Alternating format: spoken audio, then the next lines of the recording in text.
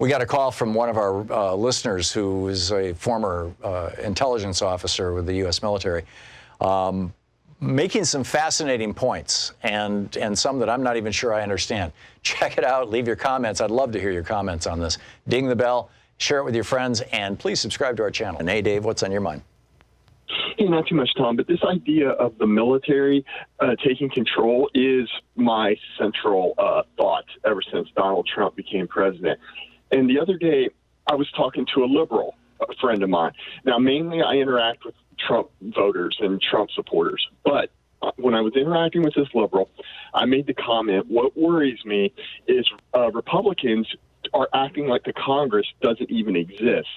Well, his response was no duh, right? Thanks, Captain Obvious, basically like that. Yeah. You know, and I don't blame him, but then I thought about it. They don't have for the first time, they don't have a central adversary. There is no Chuck and Nancy. There is no Obama. There is no central villain, okay? It's just this general nebulous liberal villainy. And one of the guys I was and people of color. I mean, Trump continues that, and now he's gone after Jews. I mean, it's amazing. I've got a whole rant on that I think I'll get to it probably in the next hour. But anyway, back to you, Dave. But you know, Tucker Carlson last night was demonizing Alexandria Ocasio-Cortez's congressional district. It's one of the ones that has one of the largest proportions of people of color and who are also immigrants. Legal immigrants in the United States, and he was saying that it was dirty and filthy and this kind of stuff. I mean, anyhow, back to you, Dave. Let's finish your point. Well, and this Trump supporter, he had a Trump 2020 hat on that I was stuck in the car with for 4 hours. He kept giving this vague threat. Look, if they go through with this impeachment, there's going to be consequences. This mysterious they, keeps ignoring us, and it's to their ultimate demise. Right. Okay. Well, I was thinking about this, and look, I was also thinking about this Jedi contract. That Amazon is protesting that Trump favored Microsoft as a revenge thing. Look, and also, this animus against Russia. I have no animus against Russia. Here's the problem. Russia, I've studied for years and years and years. Their military is an attack military now. It is not the equipment they produce is not made for civil stability. It is made to attack and destroy enemy. It's very expensive, and they don't have the money for it. All right, China just released they're going to release the Tang submarine class.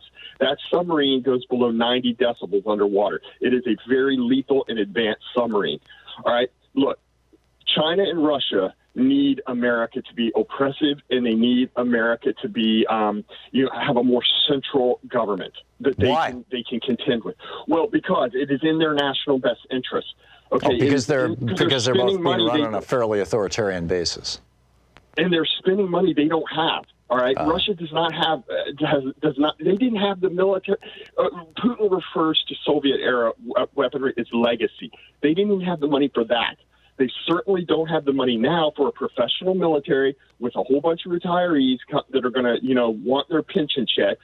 They're not going to have the money to maintain these space-based and advanced weapons. Okay, especially not with an America that is pushing liberal democracy around the globe. All right, it's just, it's obvious what they're doing. And the thing is the military. I spent 25 years in. I know they are not going to allow any major civil unrest. Basically, I don't know if you've ever seen the movie Valkyrie with Tom Cruise, right? I have not. I've been thinking. Well, Valkyrie is when they were going to assassinate Hitler. But there's other ways you could do that, a coup of that nature. You could also do one to keep an authoritarian in power.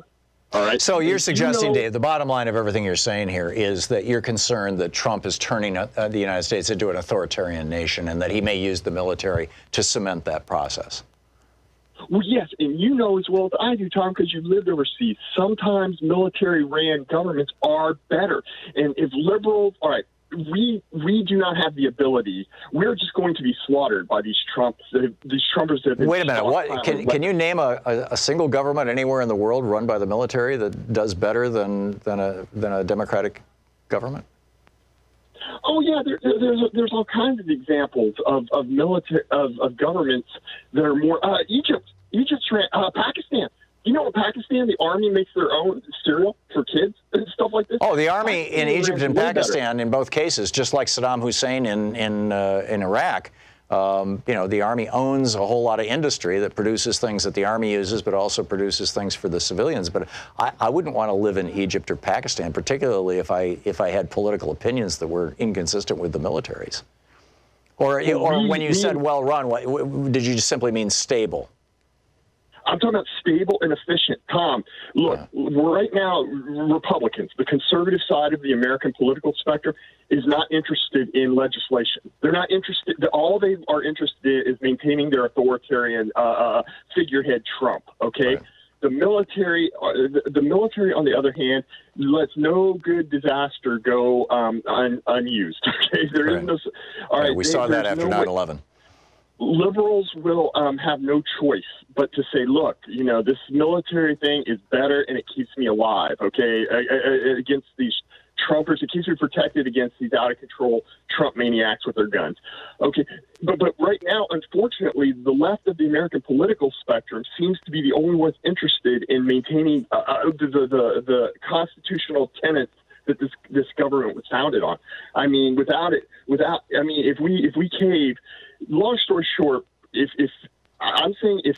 Donald Trump faces or anything happens, and you can say to yourself, look, I would not get by with that. I would not get by with ignoring a subpoena like that. I would not get by with none of this. Then don't go for it. All right. I mean, don't agree with it. I think that's the only way our republic's going to. Yeah. In other words, we're a nation of laws, and we have to live as if we are a nation of laws. It's. I get it. Dave, thank you for the call. It's always interesting talking with you. Whew, a lot to digest there.